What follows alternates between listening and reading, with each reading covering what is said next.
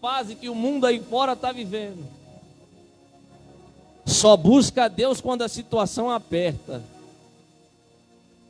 Só lembra de Jesus quando as coisas não estão bem. Só lembra de Jesus quando a situação está terrível. E quando eu olho para a minha geração, eu me preocupo. Ontem a gente estava dentro lá do comunidade do Heliópolis. Quem conhece, levanta a mão, dá uma glória a Deus. E eu fui visitar um amigo e lá o pneu do carro furou. Aí eu fui tirar o step, cadê o step? A última coisa que a gente lembra do carro é o step. Eu falei para ele, agora nós precisamos de uma borracharia. Aí ele falou, vamos ver se uma que tem ali em cima está aberta. Eu falei, bora. Aí a gente começou a entrar dentro daquela comunidade. A gente entrou 3, 4 ruas e eu olhei para ele e eu falei para ele, se você me soltar aqui eu vou sentar no chão e vou chorar, porque eu não sei sair daqui. Só que quando eu fui andando, conversando com ele, a gente foi olhando aquele lugar, eu comecei a chorar e falei, Deus, olha a situação que a minha geração está vivendo. Jovem de 13, 14 anos passou do meu lado segurando aquela garrafinha com droga, cigarro de maconha, um monte de uma turminha traficando na esquina como se fosse normal. E eu passei olhando para aquilo, eu falei, Deus, e as pessoas aqui acham isso normal, crente cristão saindo, indo para a vigília, e não tem coragem de dizer para aquele jovem, Jesus te ama e pode tirar você dessa vida. E eu me perguntei, Jesus ministrou no meu coração, quem eu sou para você, e que Jesus que você está apresentando para quem precisa. Quando alguém pergunta para você, quando alguém expõe um problema para você, qual é o Jesus que você tem pregado?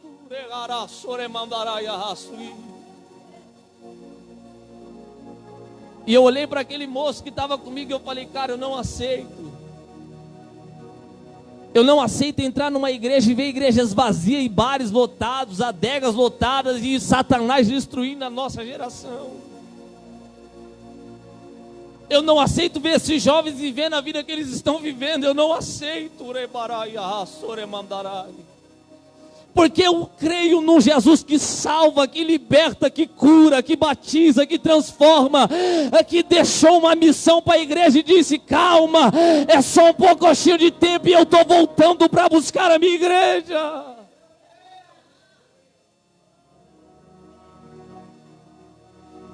Qual é o Jesus que você conhece?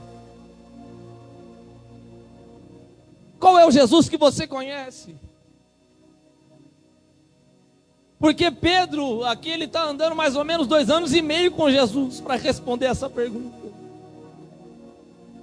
Pedro já participa, conhece as mensagens de Jesus. Pedro enche o peito e diz, ei, eu sei quem tu és. Tu és o Cristo, Filho de Deus. Tu és o Messias, o prometido. Tu és aquele que veio para libertar o povo, para transformar, para salvar. Tu és a nossa esperança.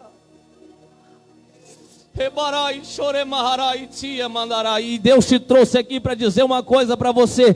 Eu ainda sou a esperança para a humanidade. Eu ainda sou o caminho que você precisa. Eu ainda sou o milagre que você tanto precisa. Porque Pedro, ele enche o peito e responde. E o que me chama a atenção é a resposta que Jesus dá para ele. Jesus diz, disseste bem, Pedro. Mas isso não é seu.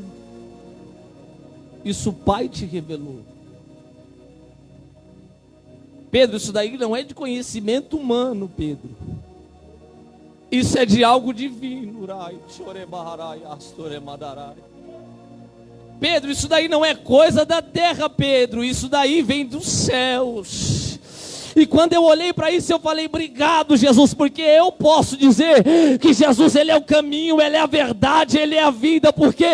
Porque um dia eu levantei as minhas mãos, não porque eu achava que eu sabia o que eu estava fazendo, não.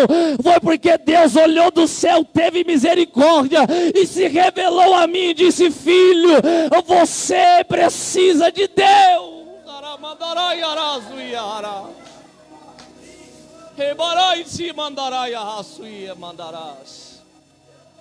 E o dia que isso aconteceu, eu estava casado, tinha acabado de casar. Eu sou filho de pastor, nascido e criado dentro da igreja.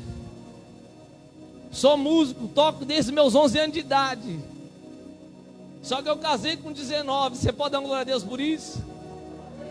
E ela não estava grávida. Glória a Deus, tem que ser mais forte agora. Porque a gente decidiu viver um propósito. E a gente casamos, morava na cidade de São Bernardo e congregava em São Caetano. Aí teve um domingo que eu levantei, o coração já levantou, sabe, acelerado. Aquele dia o hino que minha esposa estava ensaiando para cantar, eu estava chorando ouvindo ela cantar. E a gente foi para a igreja e eu sem entender nada, mas o meu coração acelerado. Pensa num domingo que eu não vi a hora de chegar ao culto. E eu comigo: Deus hoje vai fazer algo especial. Deus, eu creio. O culto começou, eu estou sentado no meu banquinho, minha esposa teve a oportunidade, eu levantei, toquei e sentei. Eu falei: Deus, o culto vai acabar. O irmão que pregou foi uma benção. Ele acabou a mensagem, ele colocou um louvor para uma irmã para cantar. E eu estava sentado, eu falei: Deus, é o último louvor. E eu não aceito voltar para casa do jeito que eu entrei. Que baralho, chorerraço. Falei: Deus, é o último louvor. E eu não aceito voltar para casa da forma que eu entrei. Um jovem estava sentado ali perto dos músicos, ele olhou para mim, Deus tomou ele em línguas, ele sem entender nada, foi até eu, me abraçou, sem entender nada e falou: vamos filho, Jesus te chama. Eu levantei e fui até o púlpito, dobrei os meus joelhos com as duas mãos para cima e falei: Jesus, hoje eu te aceito, não é porque eu nasci na igreja, era músico, estava com 19 anos de idade, mas eu ainda não tinha levantado as minhas mãos para o céu e tinha dito: Deus, eu confesso diante da igreja, diante dos céus, eu te aceito como meu único e suficiente Salvador. Quem estava lá não entendeu nada. Não entendeu nada, como assim? Ele estava tocando, está lá, aceitando a Jesus. Passaram-se um tempo, a gente estava no retiro de jovens. E foi a minha primeira oportunidade para pregar o evangelho. Não estava na hora do culto. Eu não estava com o microfone na mão. A gente sentou na beira da piscina, um jovem começou a falar, eu falei assim: eu posso contar a minha história? Aí ele falou: pode. Os meninos lá não me conheciam. E eu falei assim: tudo isso que você sonha em ter, eu já tive a oportunidade de ter. Eu já andei de Audi, já andei de moto grande, já tive XT, e eles olhando para mim, quando Deus recolheu meu irmão, ele estava com um relógio de 42 mil reais no pulso, e eles olhando para minha cara, eu falei: mas eu não quero nada mais disso, porque carregar a presença de Deus não tem dinheiro nesse mundo que pague. Deitar a cabeça no travesseiro e dormir sabendo que o Espírito Santo está aqui com você. Não existe dinheiro no mundo que compre. Ei, não existe dinheiro no mundo que compre. Você está no culto como esse, levantar sua mão para o céu e dizer: obrigado, Jesus. Não está fácil, mas até aqui o Senhor me sustentou.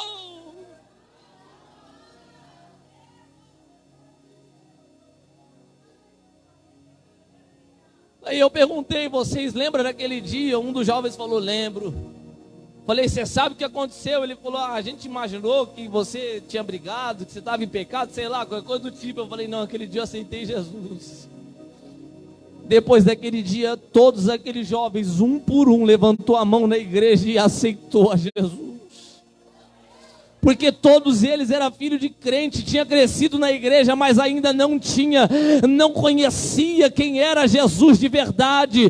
Jesus te trouxe aqui para dizer para você: não interessa o tempo de crente que você tem, se é 40 anos, se é 6 meses, se é um mês, não interessa. Ele te trouxe aqui para dizer para você: ei, eu quero ter intimidade, eu quero ser amigo, eu quero estar próximo, eu quero andar contigo.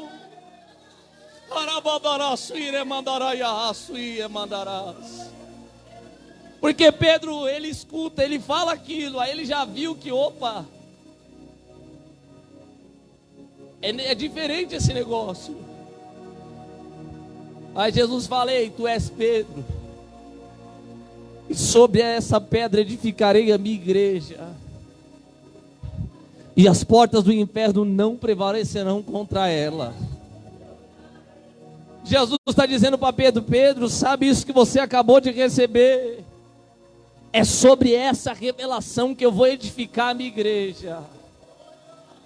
Pedro, é sobre essa mensagem. Entenda que Jesus, ele falou: eu edificarei. A igreja ainda não está de pé. Ele está dizendo: está na fase de construção, Pedro. Mas é sobre essa revelação, Pedro, que eu colocarei a minha igreja de pé. Pedro, e as portas do inferno não prevalecerão contra ela. Pedro pode até não ter entendido nada.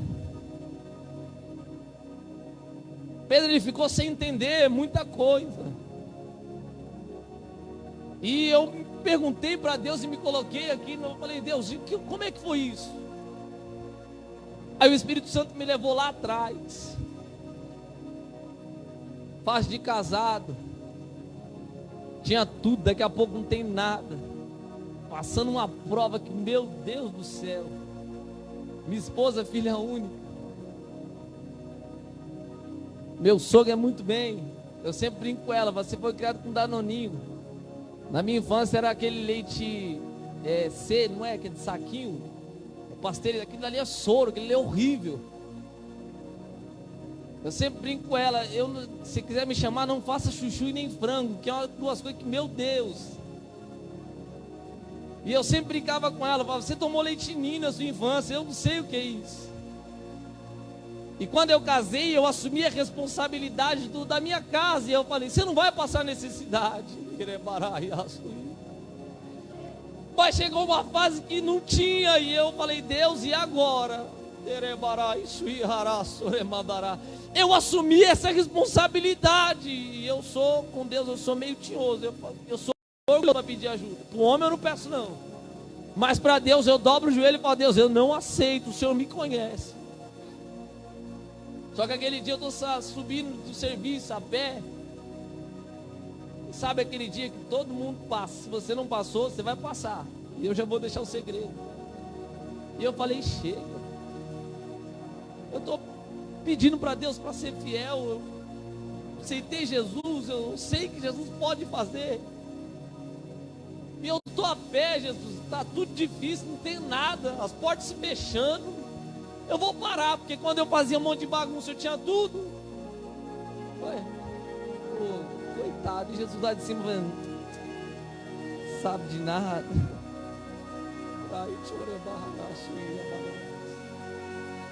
Eu costumo dizer que enquanto eu falava, o Espírito Santo estava do lado de Deus falando: nem ouve, nem ouve, nem ouve, nem ouve, que daqui a pouco eu vou falar com ele. Fui buscar minha esposa no aniversário. Quando chegou lá, aí eu entendi, Pedro. Deus usou a vida da missionária que estava lá e falou assim: se você soubesse o tamanho do projeto que Deus tem na sua vida, Deus está falando que vai te colocar em lugares altos, que Deus, Ele está falando que Ele tem coisas grandes para você. E eu ouvindo tudo aquilo e pensando: o que será que é isso? Que coisas grandes que Ele tem para mim. Eu vejo você pregando em cima do altar, e eu tinha vergonha até de saudar a igreja. Filho de pastor, minha esposa ficava brava quando ela ensaiava o hino comigo. Ela falava assim: vou chamar meu esposo para cantar. Eu ligava o violão, baixava a cabeça, fazia introdução. E ela falava: como é que você não sauda a igreja? Você não agradece a oportunidade? É só você falar: sauda a igreja com a paz do Senhor Jesus, que a igreja vai responder. E eu falava: eu não consigo. Mas aquele dia Deus falou: você vai pregar a minha palavra, você vai ser um pastor. E eu falava: Deus, isso é impossível.